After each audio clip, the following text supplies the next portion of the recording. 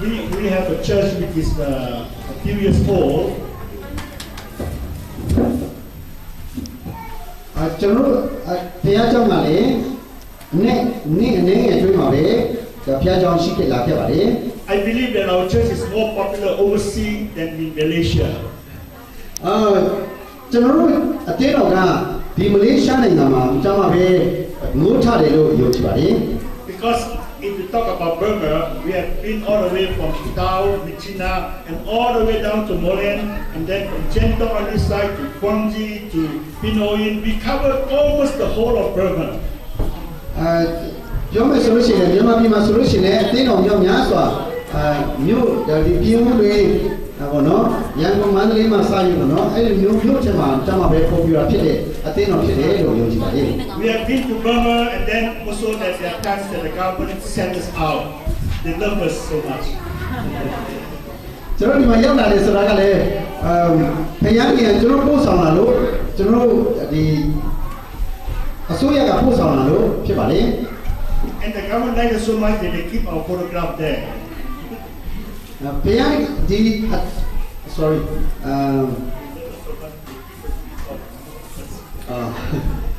ဘာကြောင့်လဲဆိုတော့ကျွန်တော်ဘာဖြစ်လို့ဒီကျွန်တော်ရဲ့အတင်းတော်အကြောင်းပြောတယ်လဲဆိုတော့ကျွန်တော်ရဲ့အစိုးရကကျွန်တော်ရဲ့အတင်းတော်အကြောင်းကိုတမပဲ record လုပ်တယ်သူတို့ရေးမှတ်တမ်းလုပ်လို့ဖြစ်ပါလေ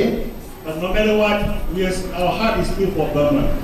တို့တော်လေကျွန်တော်ရဲ့နှလုံးသားဟာမြန်မာပြည်သားတွေမှာပဲရှိပါလေ We know that God has a great plan for the Burmese people. ကျွန်တော်သိတယ်ကဖယားကြီးကမြန်မာပြည်သူပြည်သားများအတွက်ကောင်းသောရည်ရွယ်ချက်ရှိတယ်ဆိုတော့ကျွန်တော်ယုံကြည်ပါတယ် A country whereby they have stuck where the Christian population is so many. မြန်မာပြည်မှာယုံကြည်သူမြောက်များစွာတိုးပါလာမယ်ဆိုတော့ကိုလုံးဝယုံကြည်ပါတယ် If you look around the region of Southeast Asia, I believe that Burma has a very high percentage of Christianity. လူနေပြီးတဲ့ချိန်လုံးကဒီအရှိတော်မှာရှာမှာမြန်မာပြည်ဟာယုံကြည်သူအများဆုံးနေရာဖြစ်ပါတယ် And of course today Singapore has somehow overtaken Burma in terms of percentage. ယခုခါမှာတော့စင်ကာပူနိုင်ငံဟာယုံကြည်သူအများဆုံးနေရာဖြစ်လာပါတယ် But somehow I know that God has heard the cries of the Burmese people. ပြီးမြန်မာပြည်သူပြည်သားများရဲ့ဆုတောင်းတာကိုဘုရားရှင်နားညောင်းလိမ့်မယ်လို့ယုံကြည်ပါတယ် And because of your prayer, now you can see how the government has changed, how things have changed today. အခုကျွန်တော်ဆုတောင်းတဲ့အတွက်ကြောင့်မြန်မာပြည်ဟာအနေငယ်ပြောင်းလဲလာပြီဆိုတာကိုတွေ့ရပါတယ် Because to God all things are possible. ဘုရားရှင်အားဖြင့်မဖြစ်နိုင်တာဘာမှမရှိပါဘူး It's almost the time in the Israelites during the time of Moses. ကျွန်တော်တို့ဒီမိုးရှင်လက်ထက်မှာတော့ခဲ့တော့ The people began to cry to God, and God sent Moses to deliver his people. ဣသရေလလူမျိုးကဘုရားရှင်စီဆုတောင်းတဲ့အခါမှာမိုးရှင်ကိုစေလွှတ်ပါတယ် And this morning I would like to share with you from the book of Deuteronomy, chapter 10, and verse 12 to 13. ခဏဝင်လာလို့လာတော့တရားဟောရာကျမ်းခန်းကြီး30ငယ်7-13ကိုဝင်လာချင်ပါတယ် It is a very basic things that we as Christians ought to know. ဒါကတော့ကျွန်တော်ပြင်ရတဲ့တာမှာမတမပဲအရေးကြီးတဲ့ချက်ဖြစ်ပါတယ် And this is also to prepare each and every one of us because we have 2 nights of miracle rally that will happen tonight and tomorrow. ဒါကဘုရားရှင်ကျွန်တော်တို့မှာကနေ့ညမနေ့ဖြန်ညတကူပြုမဲ့အရာကိုဝင်လာခြင်းဖြစ်ပါတယ် We know that God will be bringing in a harvest of souls into the kingdom of God. ဘုရားရှင်ကမြောက်များစွာသောဝိမက်နေတဲ့လက်ဒီကိုဘုရားရှင်အတွက်ပို့ဆောင်တယ်လို့ဆိုတာကိုယုံကြည်ပါတယ် And we know that these souls need to be discipled. They need to learn the word of God. They need to bring it to maturity. အခုမြောက်များစွာသောယုံကြည်သူတွေကလည်းဘုရားရှင်စီရောက်လာပြီးမှဘုရားရဲ့အသုံးတော်ခံတဲ့သူများဖြစ်တယ်ဆိုတာကိုကျွန်တော်ယုံကြည်ပါတယ် Because in the word of God it says that when the moment the person receives Jesus Christ as his Lord and Savior, he or she is the new creation. ဘာကြောင့်လဲဆိုတော့ဘယ်သူပဲဖြစ်စေကမူတတ်တော်ကိုယုံကြည်လက်ခံလိုက်တာနဲ့အသက်တော်ပြုပြင်ခြင်းတည်တော်ဘာဖြစ်လာပါလဲ That means to say that there is a change in his life. There is a new lifestyle that God is putting in him. အဲ့ဒါကသူ့ရဲ့အသက်တာကိုပြောင်းလဲစေပြီးမှသူ့ရဲ့အသက်တော်အသက်တာကိုဘုရားရှင်ကိုယ်တော်တိုင်ပေးတာဖြစ်လာတယ် As we know that in the word of God, God teaches especially in changes. ကျွ ကျွန်တော်နှုတ်ဘတ်တော်ထဲမှာဖခင်ရဲ့နှုတ်ဘတ်တော်အဖြစ်ပြောင်းလဲစေတယ်ဆိုတာကိုတွေ့ရတယ် And the word of God says that everything in this world will continue to change. ဖခင်ရဲ့နှုတ်ဘတ်တော်အဖြစ်အရာတစ်ခုကတနေ့တစ်နေ့ပြောင်းလဲနေဆိုတာကိုတွေ့ရတယ် But we as a Christian, first and foremost, when we receive Jesus Christ, we are born again. ကျွန်တော်ခရစ်တော်ယေရှုပြောင်းကိုစိတ်လုံးထဲမှာယုံကြည်လက်ခံလိုက်တာနဲ့ကျွန်တော်ဟာအသက်တော်တရားဖြစ်လာပါတယ် And the word of God says that we are born again of the Spirit and water. ကျွန်တော်ကဒုတိယမွေးခြင်းဝိညာဉ်နဲ့မွေးခြင်းကိုရရှိတော်သူဖြစ်ပါတယ် That means, in other words, that we no longer live according to the patterns of this world, but the pattern is according to the kingdom of God. ဒီရကလူသားလုံးချဆောင်ခြင်းမဟုတ်ဘဲနဲ့ဖခင်ရဲ့လှုပ်ဆောင်ခြင်းဖခင်ရဲ့နိုင်ငံတော်နဲ့မှာဝင်စားခြင်းဖြစ်တ So ယ် therefore, Moses declared these words to his people. He says in the book of Deuteronomy, chapter 10, verse 12 to 13. ဟုတ်ကဲ့ခဏဝိညာဉ်တက်ဒီခါမဲ့နှုတ်ကပတ်တော်ရဲ့ခြေပြုချမ်းကတော့တရားဟောရာချမ်းခန်းကြီး30ငယ်73ဖြစ်ပါတယ်။အိုးဣဒရာမျိုးတင်းရဲ့ဘုရားသခင်ထာဝရဘုရားကိုကြောက်ရွံ့၍လမ်းတော်သို့လိုက်သွားခြင်းတင်းရဲ့ဘုရားသခင်ထာဝရဘုရားကိုစိတ်နှလုံးအကျွမ်းနဲ့ချစ်၍အမှုတော်ကိုဆောင်ရွက်ခြင်းတင်းရဲ့အကျိုးကိုဆောင်ရွက်ယနေ့ငါစစ်ဆိုသောထာဝရဘုရား၏ပညာတော်ကိုစောင့်ရှောက်ခြင်းအမှုမှာပါတင်းဤဘုရားသခင်ထာဝရဘုရားသည်အဘယ်မှုကိုတောင်းတော်မူသနည်း Here, the word of God has made it so plain for us. He said that, "Oh, hear Israel, for there is only one God." ဘုရားကြီးနှုတ်ပါတော်ကပြောပါတယ်ဘုရားကြီးဣသရေလလူမျိုးကိုပြောတယ်ဣသရေလလူမျိုးတင်းတော့ဘုရားကြီးတဆူတည်းပဲရှိတယ်လို့ပြောပါတယ် As far as we are concerned, we only believe in there is only one God, the God who created the heavens and the earth. Okay ကျွန်တော်ကလည်းယုံကြည်တယ်ကျွန်တော်ရဲ့ဘုရားကြီးကကောင်းကင်နဲ့မြေကြီးကိုဖန်ဆင်းတဲ့တဆူကြီးတော်ဘုရားဖြစ်တယ် There is no other God that you can find in this world who dare to say that He is the creator of the heavens and earth and everything in this world. တခြားဘုရားမရှိပါဘူးကောင်းကင်နဲ့မြေကြီးကိုဖန်ဆင်းတဲ့ဘုရားကြီးမှတပါးခြားဘုရားမရှိပါဘူး Now this is an absolute truth that we have to hold on, that there's only one God. ဒါကတမန်တရားဖြစ်တဲ့အတွက်ကြောင့်ဒီမှုရာကိုကျွန်တော်လုံးလုံးလင်းလင်းစုပ်တိုင်ထားမှာဖြစ်တယ် And what does God want us to do then as believers then? ဘုရားကြီးကယုံကြည်မှုပေါ်မှာဘယ်လိုလုပ်ကြလဲ He said that you have to fear the Lord your God, to walk in His way, to love Him, to serve Him with all your hearts. ထာဝရဘုရားကိုကြောက်ရွံ့ခြင်းထာဝရဘုရားရဲ့အမှုတော်ကိုဆောင်ရွက်ခြင်းလို့ပြောပြထားပါတယ် And as we know that God has given this instruction, they are meant for us to live in it, to walk in it. ဒီရကဘုရားကြီးကကျွန်တော်ကိုမင်းဆိုထားတဲ့အရာဖြစ်တဲ့အတွက်ကြောင့်ဒီအရာကိုကျွန်တော်လက်ကင်ထားပြီးမှနာခံလက်ဆောင်လုပ်ရပါတယ် And the first thing that the Word of God says is to fear the Lord, the God Almighty. ဘာလို့လဲဆိုတော့ဒီနေ့ထာဝရဘုရားကိုကြောက်ရွံ့ခြင်းလို့ပြောပြထားပါတယ် And if you turn into the book of Isaiah, chapter 33, and verse 5 to verse 6. ကျွန်တော်ဟေရှာယအခန်းကြီး Isaiah 33 5 အငယ်9-6မှာ Isaiah chapter 33, verse 5 and 6. Here, let us get the Word of God to interpret the Word of God. Why is it so important to have the fear of the Lord? ဟေရှာယအခန်းကြီး33အငယ်9-6မှာထာဝရဘုရားကိုချီးမြှောက်ခြင်းရှိတော်မူ၏မြင့်သောအရနှင့်မြင့်တော်မူ၏ဇီးရုံမြို့ကိုတရားဖြင့်ဆုံးဖြတ်ခြင်းဖြောင့်မတ်စွာစီရင်ခြင်း၏ပြည့်စုံတော်မူ၏ဉာဏ်နှင့်ပညာသည်တည်၏လက်ထက်၌တည်ခြင်းမြဲမြံစွာပြည့်ခြင်းကိုဖြစ်စေလိမ့်မည်ထာဝရဘုရားကိုကြောက်ရွံ့ခြင်းတဘောဤလည်းတည်၏ဖဏာဖြစ်လိမ့်မည် We know that the Lord is exalted on high. That means to say that heaven is His throne and the earth is just His footstool.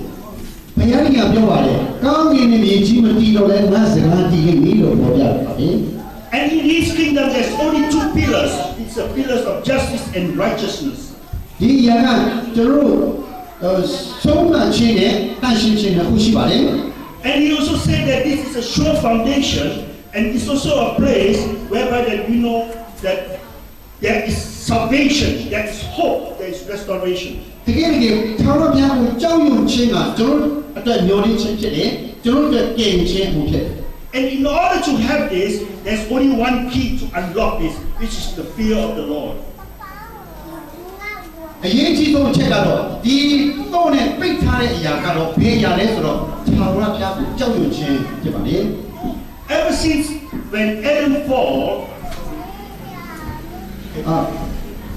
ကျွန်တော်တို့အာရနဲ့ဧဝကနေအာရနဲ့ဧဝရဲ့ကြာရှုံးခြင်းထားမှာ which is in the book of Genesis chapter 3, အဲ့ဒါကကျွန်တော်တို့ကမ္ဘာ့ကျမ်းခန်းကြီး3မှာဖြစ်ပါလေ the whole world changed. Everything, the pattern of God begins to change. အရာခတ်သိမ်းဟာပြောင်းလဲသွားတယ် And you know that 2,000 years ago, Jesus Christ had to come and to restore back as the second Adam. လူလီပြည့်နှစ်ပေါင်း2000ကျော်ကပြည့်တော်ယေရှုဘုရားကကြွလာပြီးမှပြောင်းလဲသွားတဲ့စာရမဏလက်ထဲရောက်သွားတဲ့ຢာကိုပြန်လည်ပြီးမှနှုတ်ယူခဲ့ပါတယ် As far as we are concerned as human beings, we have the fallen nature. ဒါကြောင့်မို့ကျွန်တော်တို့ဟာဘုရားရဲ့တဘာဝတရားထဲမှာကျွန်တော်အသက်ရှင်ဖို့အတွက်လိုအပ်တယ် We will always think about ourselves, me, what can I have, me, mine, and it's all about self and selves and self and self. ကျွန်တော်တက်တာမှာကျွန်တော်ဓာတ်လို့ခြင်းနဲ့ဘဝလို့ခြင်းနဲ့အရာကတည်းကကျွန်တော်ပဲကျွန်တော်ဆိုတတ်ပါတယ် But the word of God makes it so clear in the book of Romans that we have to rely upon God because we cannot live by our own self. တမန်ကျမ်းစာမှာပေါ်ပြထားတယ်လောမကျမ်းမှာကျွန်တော်ရဲ့အသက်ကျွန်တော်တို့ဟာကိုယ်တိုင်ကိုယ်ကြအသက်မရှင်နိုင်ဘူးလို့ပေါ်ပြထားတယ် That is why when Jesus has come and given us His word, Jesus also sent the Holy Spirit to dwell in us. ခရစ်တော်ယေရှုပြန်ကြွလာပြီးတဲ့နောက်မှာဝိညာဉ်တော်ဘုရားကလည်းကျွန်တော်ထဲမှာနေဖို့အတွက်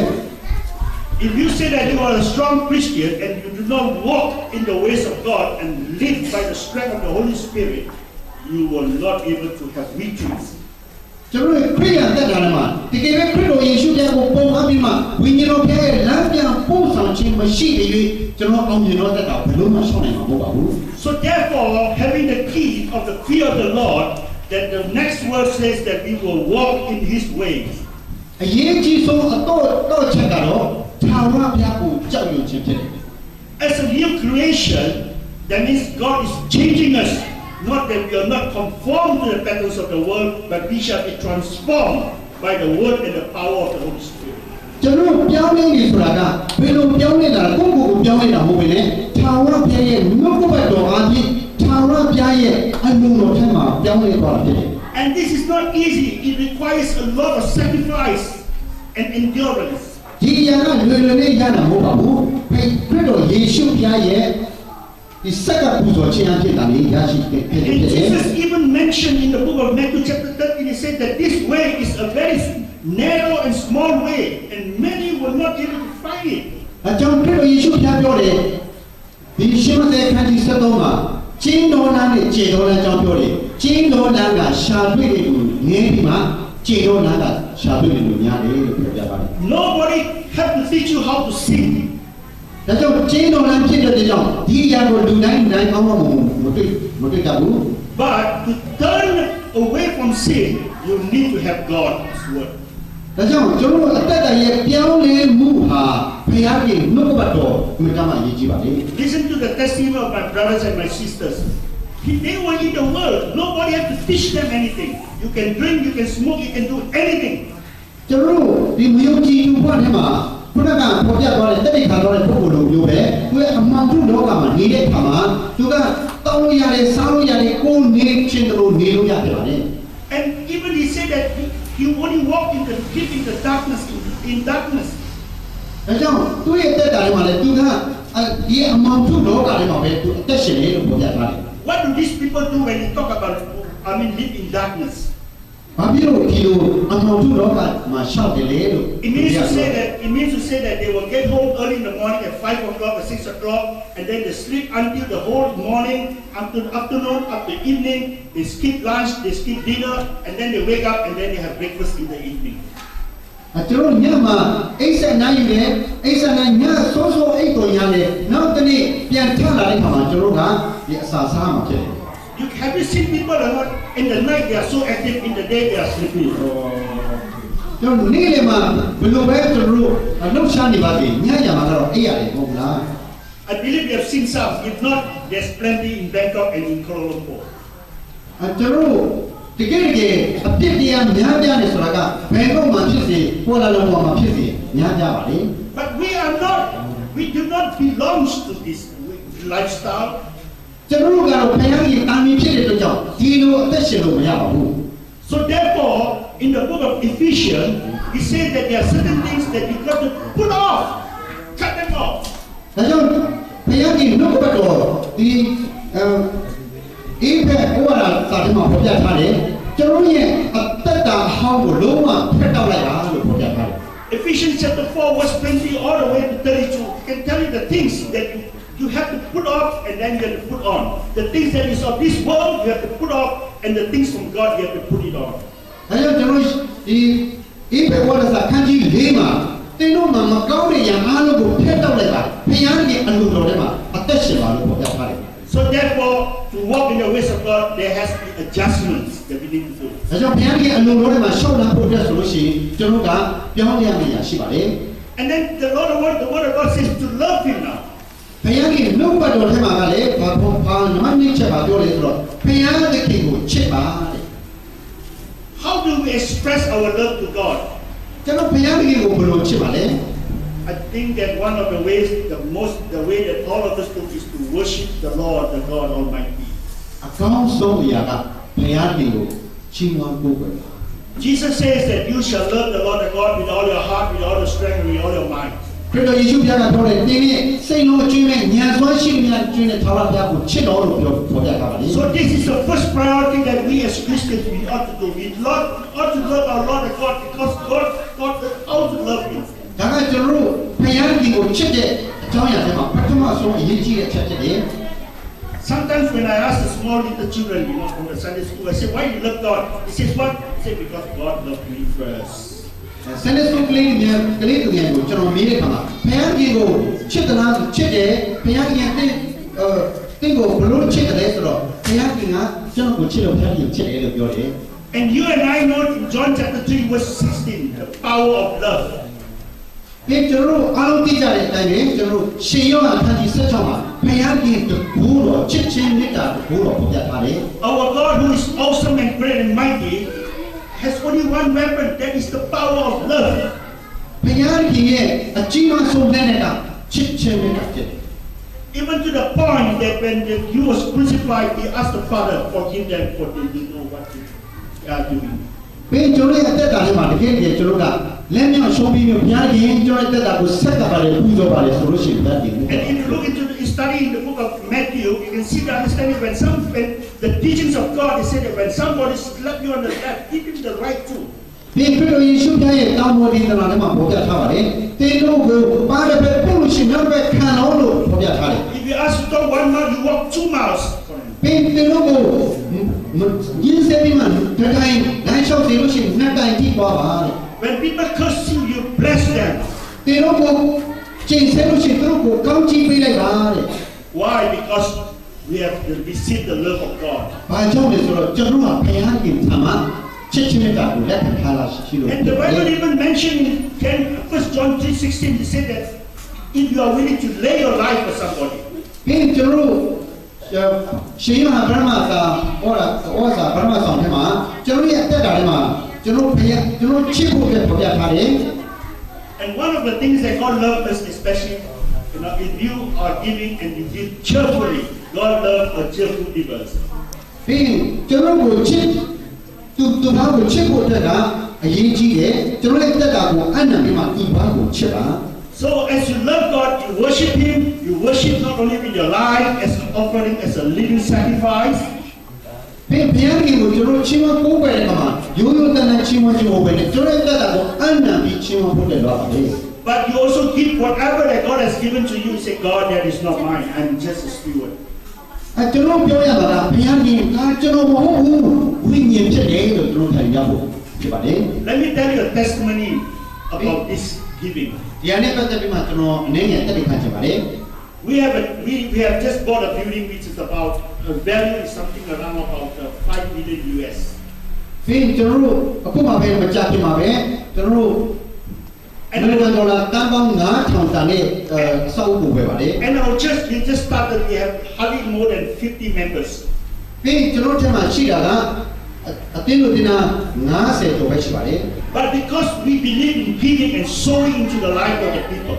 ဘယ်လိုလဲဘုရားကြီးကိုကျွန်တော်ယုံကြည်တယ်ဘုရားကြီးပေးမယ်ဆိုတော့လည်းယုံကြည်လို့ဖြစ်တယ် we have helped to build many churches all over the country in South Asia. ပြီးဒီရှိတော်အချက်မှာကျွန်တော်မြောက်များစွာတော့တင်းလို့တီးဆောက်မယ်လို့ကျွန်တော်ကယုံကြည်ချက်ထားပါတယ် But we ourselves, we do not have a church. အဲ့ဒီအချိန်မှာကျွန်တော်ကိုယ်တိုင်ကိုကြားအတင်းတော်ဆိုတာမရှိသေးပါဘူး And one day, the Lord had led us to a person who said that he has one building which he thinks that will be very good for the church. ဒီတရက်မှာဘုရားကြီးကိုအတမပဲချစ်တဲ့ပုဂ္ဂိုလ်တယောက်ကိုဘုရားကြီးပို့ဆောင်လာတယ် And when we can look at it, we say, wow, this is nice. You know, we have 6 stories, we have a car park, we can take about 250 cars. It is wonderful. အဲ့ဒီပုဂ္ဂိုလ်အားဖြင့်ကျွန်တော်ကြည့်တဲ့အခါမှာအဆောက်ကအတမပဲကောင်းနေအထက်ကောင်းထက်လည်းကောင်းနေအောက်မှာကားထားဖို့တက်လည်းဘာကီလို့ဖို့တက်လည်းကောင်းနေဆိုတော့ပြရတယ် But we don't have the money. တို့ဆိုလည်းကျွန်တော်အဲ့ဒီအချိန်မှာငွေမရှိပါဘူး And in order to sign the contract, the SMP, we have to put it in a deposit. ပြီးကျွန်တော်ကသူတို့နဲ့စာချုပ်ချုပ်ဖို့တဲ့အထိပ္ပစာမရှိဘူးဆေးရတိုင်းလုံးကျွန်တော်ဒီအရင်ဆုံးပေးရမယ်အဲ့ဒီအချိန်နဲ့ပ္ပစာမရှိသေးဘူး So from 5 million US, we negotiated to him to come to about 3.5 million US. အဲ့ဒီအချိန်မှာကျွန်တော်ဒေါ်လာ9တန်းကျွန်တော်စာချုပ်ချုပ်ပြီးမှဒေါ်လာ9တန်းပေးရမယ်ဒေါ်လာ9တန်းလည်းမရှိသေးဘူး And according to the terms of the contract, we have to pay a 10% upfront as a deposit. အဲ့ဒီကျွန်တော်ကစေရငွေနဲ့ကျွန်တော်ကပေးရမှာဖြစ်တယ် 10% of 3.5 million is 350,000 US. အဲ့ဒီစေရတိုင်းလုံးကတိမ်ပေါင်း300 3သိန်း5000ပေးရမှာဖြစ်တယ် But we have only 3,000 US. ဆိုတော့ကျွန်တော်က3သိန်း5000အမေရိကန်ဒေါ်လာ3သိန်း5000ပေးရမှာကျွန်တော်ရှိတာက3000ပဲရှိပါတယ် Somehow, we talk to them and say that our money is coming, but just receive this money as a deposit in order for us to sign the contract. ကျွန်တော်အဲ့ဒီအချိန်မှာလည်းကျွန်တော်ရှိတဲ့ငွေ3000လေးနဲ့ကျွန်တော်စိတ်ထဲမှာအခုငွေလာတော့မယ်အခုစာချုပ်ချုပ်မယ်လို့မကြောက်မရွံ့နဲ့စာချုပ်ပါတယ် And then we sign the contract and we believe by faith that God will supply. ကျွန်တော်စာချုပ်ချုပ်တဲ့ကမှာအခုပြန်ပြီးပေးမယ်လို့လည်းကျွန်တော်ယုံကြည်ခဲ့တယ် And in the contract they state that you have 3 months plus 1 month automatic extension, and then if not, your deposit will be forfeited. ဒီ3လအတွင်းမှာငွေချေချရမယ်မချေလို့ရှိရင်ဒီဆရာဆုံးမယ်လို့စာချုပ်ချုပ်ခဲ့တယ် And we begin to trust God. First month gone, nothing happened. ကျွန်တော်ဘုရားကြီးကိုယုံကြည်တယ်ပထမလနဲ့မှလည်းဘာမှငွေမရှိဘူး Well, we say maybe the second month something will happen. God will send the money. ကျွန်တော်ယုံကြည်တယ်အော်ဒုတိယလလာမယ်ဘုရားကြီးပို့ဆောင်လာမယ်လို့ထင်တယ်လို့ကျွန်တော်ယုံကြည်တယ် And then come to the third month, still nothing happened, and say, God, we are coming to the deadline. 3လပြည့်တော့မယ်3လအဲ့ဒီချိန်မှာလည်းကျွန်တော်ပတ်စံမရပါဘူးဘုရားကြီးအမြတ်ဆုံးမဆာပါဆုတောင်းတယ် And then we came to write letter to say, ask for 1 more month extension, which they allow us to do. ကျွန်တော်ကစဉ်းစားတယ်